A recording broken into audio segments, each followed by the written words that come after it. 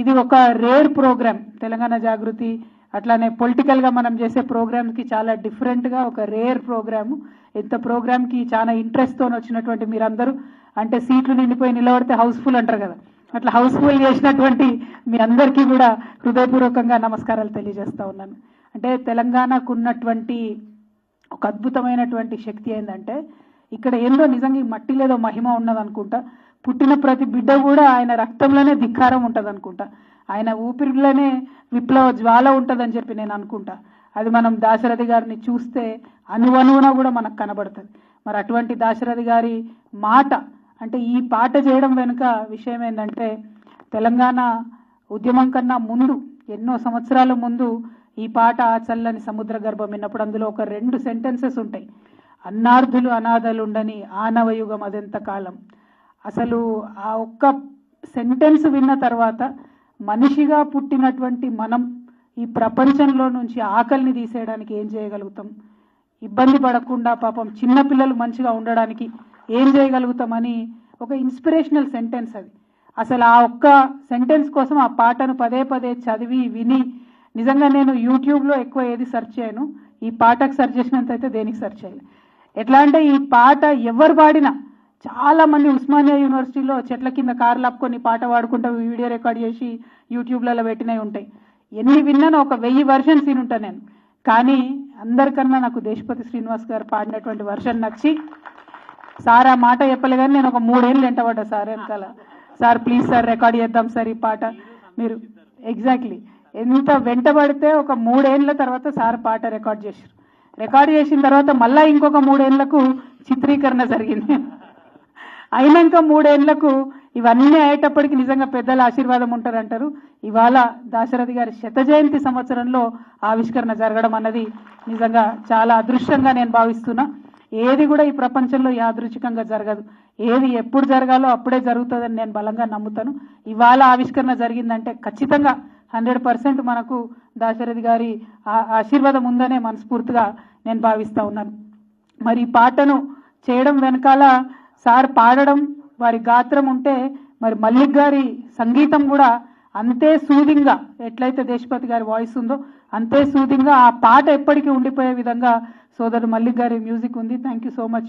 అట్లానే పూర్ణ పాపం హార్ట్ పెట్టి ఎడిటింగ్ చేసిండు, హార్ట్ పెట్టి మమ్మల్ని రమ్మన్నారు ఒకసారి వచ్చి మీరు నివాళులు అర్పించేటటువంటి దృశ్యం ఉండాలి అని అంటే, ఎక్కడ అంటే రవీంద్ర భారతికి పోయినాం. పోయేవరకు అందరు డాన్స్ చేస్తారు. నేనన్నా ఇదేంద్రపై ఇట్లా డాన్సులు గిన్సులు పెట్టినావు మన తెలంగాణ పాటలకు, సారి ఏమనుకోదు, సూట్ కాదు ఇదేంది పెట్టినావు నువ్వు అని అంటే, లేదక్క డిఫరెంట్ వస్తుంది మీరు చూడండి చాలా, అంటే ఈ పాటలో ఉన్న డెప్త్ కన్వే చేయడానికి ఇది కావాలి అని అంటే నాకైతే అప్పుడు కొద్దిగా అనుమానంగానే ఉండే. కానీ ఈరోజు పాట చూసినాక మాత్రం డెఫినెట్గా మంచి ఎఫర్ట్, మంచి థాట్ అని చెప్పి మనస్ఫూర్తిగా అనిపించింది. చాలా డీసెంట్గా చక్కగా వచ్చింది. అట్లానే ఎడిటింగ్ కూడా మీరు బ్యూటిఫుల్గా లిరిక్స్కి తగ్గట్టు చేసినందుకు మనస్ఫూర్తిగా పూర్ణ గారిని అభినందిస్తూ ఉన్నాను. అట్లానే వేదిక మీద ఉన్నటువంటి ప్రతి ఒక్కరు కూడా చాలా ఇన్డెప్త్గా మాట్లాడుకుంటూ పోయినారు. నిజంగా తెలంగాణ సాహిత్యం గురించి, తెలంగాణ కవుల గురించి ఆలోచిస్తే పోతన దగ్గర నుంచి మొదలు పెడితే ఈ వేదిక మీద ఉన్నటువంటి మానుకోట ప్రసాద్ గారి వరకు, మా సోదరులు మిట్టపల్లి సురేందర్ వరకు ఎవ్వరు కూడా ఎప్పుడు ఎవరికి తల వంచరు. మన వాళ్ళు క్వశ్చనే లేదు. పోతన ఆనాడు రాజు ఇంటికి వచ్చి కూడా నాకు కవిత్వం అంకితమే అంటే ఇయ్యాను పో, నేను శ్రీరాముడికే ఇచ్చుకుంటా అని చెప్తాడు ఆయన. అట్లనే దాశరథి గారు కూడా అంతే. నిజాం రాజు ఎన్ని కష్టాలు పెట్టినా, ఎంత హింస పెట్టినా ఆనాడు తెలంగాణ వాదాన్ని వదలలే. సాయుధ రైతాంగ పోరాటాన్ని ఆయన సపోర్ట్ చేయడం మానుకోలే. పార్టీని ఇడిచిపెట్టేస్తారు ఆయన. సిపిఎంలో ఉంటారు యాక్చువల్గా. కానీ ప్రపంచ యుద్ధం, 2వ ప్రపంచ యుద్ధం తర్వాత ఆ పార్టీ విధానం బాగాలేదని చెప్పి సిద్ధాంతం కోసం ఆ పార్టీని ఇడిచిపెట్టేస్తారు. కానీ ప్రజల్ని ఎప్పుడు ఇడిచిపెట్టలేదు. పొలిటికల్ పార్టీని ఇడిచిపెట్టినా అన్ని ప్రజా ఉద్యమాలలో ఉన్నటువంటి చాలా గొప్ప వ్యక్తి దాశరథి గారు. సరే, ఇందాక కూడా మాట్లాడుతుంటిమి, అట్లా తెలంగాణ రావాలని చెప్పి స్వప్నించి కాంక్షించినటువంటి వ్యక్తులు, తెలంగాణకు అన్యాయం జరుగుతున్నటువంటి క్రమంలో పాపం ఏదో ఇంకా ఆశ ఉండే ఆయనకు, తెలుగు వాళ్ళందరం కలిసినాం కదా బాగుంటుంది తెలంగాణ, ప్రత్యేక తెలంగాణ ఉన్నా లేకున్నా అనేటటువంటి లైన్లో ఎక్కువ ప్రత్యేక తెలంగాణ 1969లో వారి వర్క్స్ ఎక్కువ కనపడవు. కానీ ఓవరాల్గా అందరం బాగుండాలనేటటువంటి అద్భుతమైన ఆలోచనతోనే ఉండే. అయితే ఏదైతే నా తెలంగాణ కోటి రతనాల వీణ అని వారు మా నిజామాబాద్ జైలు గోడల మీద బొగ్గుతో రాసిండ్రో, అదే ఆనాడు మలిదశ తొలి తెలంగాణ ఉద్యమానికైనా, మలిదశ తెలంగాణ ఉద్యమానికైనా కూడా స్ఫూర్తిగా నిలిచింది. అందుకే నేను ఒక మాట అంట, ఇక్కడ ఉన్నటువంటి కవులు, వింటున్న కవులందరూ కూడా డెఫినెట్గా ఈ మాటను అంగీకరిస్తారు అనుకుంటున్నా. పాలకులు ఎవరన్నా కానీ గన్నుల కన్నా ఎక్కువ పెన్నులకే భయపడతారు. ఎందుకంటే ఒక్క సిరా చుక్క 1,00,000 మెదళ్ళను కదిలిస్తుంది. ఆయన బొగ్గు పట్టుకొని ఆ గోడ మీద రాసినటువంటిది దాదాపు 80 సంవత్సరాలు అయిపోతుంది. కానీ ఇప్పటికి కూడా మనం ఇంకా నా తెలంగాణ కోటి రత్నాల విన చెప్పుకుంటున్నామంటే అక్షరానికి ఉండే పవర్, పెన్నుకు ఉండే పవర్ దేనికి కూడా ఉండదు. మా తమ్ముడు సురేందర్ ఇంతకుముందు మాట్లాడుకుంటూ ఈ పాలన పోవాలంటే ఏదో మందు కనిపెట్టాలన్నాడు. మందు కాదు బ్రదర్, మందు గుండు సామాగ్రి తయారు చేసుకోవాలి. ఆ మందు గుండు సామాగ్రి అన్నది ఇట్లాంటి సభలలోనే తయారవుతుంది. నిజంగా నేను బయట నుండి వచ్చిన తర్వాత చూసి అరే మళ్ళా తెలంగాణ ఉద్యమ సభలు ఎక్కువనేది, మొత్తం అందరూ ఉత్సాహంగా నిలబడి అద్భుతంగా వింటూ ఎంజాయ్ చేస్తున్నారు అనుకున్నా. మందుగుండి సామాగ్రి తయారు చేయడానికే ఇట్లాంటి సభలు, మందుగుండు సామాగ్రి తయారు చేయడానికే దాశరథిని గుర్తు చేసుకోవాలి. మనలో ఆ పోరాటం, ఆ చైతన్యం, ఆ స్ఫూర్తి అట్లనే ఉండాలంటే మనకు బాటలు వేసినటువంటి వాళ్ళు ఎంతో మంది ఉన్నారు. వాళ్ళందరినీ తవ్వి తీయాల్సినటువంటి అవసరం ఉన్నది.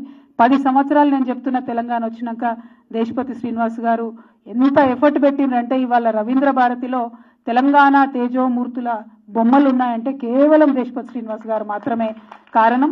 ఎఫర్ట్ పెట్టి వాళ్ళ పాత ఫోటోలు సేకరించి వాటిని ఆయిల్ పెయింటింగ్ వేయించి, ప్రభుత్వంలో అప్పుడు మనం ఉన్నాం కాబట్టి ఇబ్బంది లేకుండా చాలా ఫాస్ట్గా, అంటే తెలంగాణ సోయితో ఏదైనా సజెషన్ వస్తే వెంటనే ఓకే అయిపోయేది కాబట్టి ఆ తేజోమూర్తుల ఫోటోలు అన్నీ కూడా ఉన్నాయి. అట్లనే సాహిత్య అకాడమీలు కూడా ప్రతి ఒక్కరి మీద పుస్తకం వేయడం, వారు రచించినటువంటి సాహిత్యాన్ని వేయడం, అంటే ఇవాళ పరిపాలన తెలంగాణ సోయితో జరుగుతలేదు. దానికి ఒక్కటి కాదు 100 ఎగ్జాంపుల్ ఉన్నాయి. ఈ ప్రభుత్వం వచ్చినటువంటి మొదటి సంవత్సరం బతుకమ్మ పండుగ అయితే కనీసం ముఖ్యమంత్రి గారు ఒక్కసారి కూడా బతుకమ్మకు పోనటువంటి విషయం. అంటే ఎందుకు చెప్తున్నా అంటే ఏ విషయంలో, 1-2 అని కాదు, ఏ విషయంలో తెలంగాణ తల్లిని మార్చి పడేస్తే దాని వెనుక ఏం చరిత్ర ఉంది, ఏం భావోద్వేగం ఉంది అని తెలియకుండా ఒక బొమ్మను తీసుకొచ్చి అడబెట్టి ఇది మీ అమ్మ అంటే దాన్ని ఎట్లా యాక్సెప్ట్ చేస్తాం, ఎట్లా తెలంగాణ సమాజం యాక్సెప్ట్ చేస్తుంది? అంటే ఆ సోయితోని పరిపాలన జరిగినప్పుడు ప్రజలకు మంచి చేయాలి, వీళ్ళు నా వాళ్ళు, నా సోదరులు, నా బిడ్డలు అని అనుకుంటే పరిపాలన బాగుంటుంది.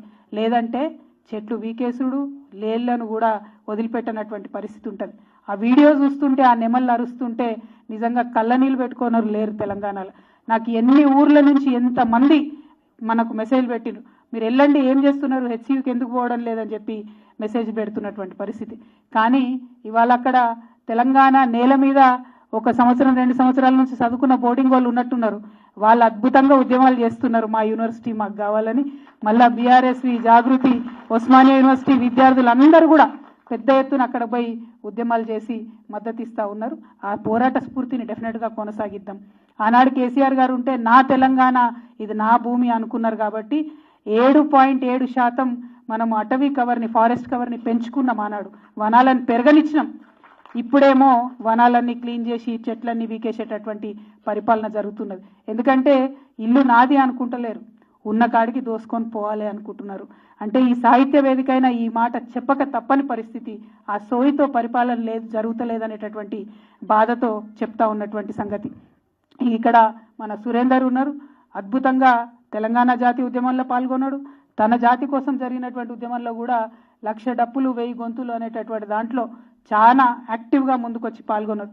అట్లనే మాన్కోట ప్రసాద్ తమ్ముడు సందీప్ కూడా మరి బీసీ పాట, బీసీ ఉద్యమం అంటే ఒక అద్భుతమైనటువంటి బీసీ పాటను కూడా చేసి ఆనాడైనా ఈనాడైనా గాయకులు, మీరు కేవలం గాయకులు కాదు, మన తెలంగాణలో పాటలు పాడేటోళ్ళు ఓన్లీ మీద మీద పాటలు పాడేటోళ్ళు తక్కువ మంది ఉంటారు. ఫీల్ అయ్యి రాసి పాడేటోళ్ళే 99% మంది ఉంటారు. అటువంటి తమ్ముళ్ళు, అటువంటి సోదరులందరూ కూడా మరి ముందుకు రావడం, తెలంగాణలో జరుగుతున్న ప్రతి ఉద్యమానికి బాసటగా నిలవడం ఇది యాదృచ్ఛికం కాదు, ఇది దాశరథి గారి వారసత్వం, దాశరథి గారి ఆశీర్వాదం అని చెప్పి నేను మనస్ఫూర్తిగా నమ్ముతూ, మరి గౌరవనీయులు పెద్దలు దేశపతి శ్రీనివాస్ గారు చెప్పినట్టు వారు ఇంకా ఏం సూచనలు చేసినా తెలంగాణ జాగృతి ఒక సాహిత్య సంస్థ ప్రాథమికంగా కాబట్టి ఖచ్చితంగా ఆ సూచనలన్నీ ముందుకు తీసుకొని వెళ్తాం.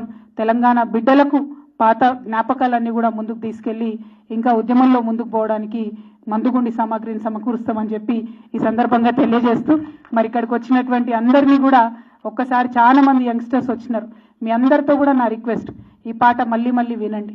ఎందుకంటే ఈ పాటలో ఒక్క సెంటెన్స్ విని నేను నా జీవిత గతినే మార్చుకున్నటువంటి దాన్ని. డెఫినెట్గా ఈ పాటను మళ్ళీ మళ్ళీ వింటే అందులో ఏదో ఒక ఇన్స్పిరేషన్ ఉంటుంది. మీరు అందరు కూడా వేస్తుంటారు, ఎంతమంది ఎన్ని పనులు చేస్తుంటారు అంటే పిల్లలు పాపం వాట్సాప్ గ్రూపులు పెట్టి బ్లడ్ డొనేషన్ కోసం అడుగుతుంటారు. ఎవరో ఎమర్జెన్సీగా మెసేజ్ పెట్టి నక్క బ్లడ్ ఉందా అంటే కొట్టుకొని గుండె లేదు తెలంగాణలో. ఎట్లా పనిచేయాలి, ఏ మార్గంలో పనిచేయాలి అనేటటువంటి అవకాశం దొరకకనే చాలా మంది పనిచేయడానికి ముందుకు రారు. కాకపోతే ప్రతి ఒక్కరు కూడా స్పందిస్తారు.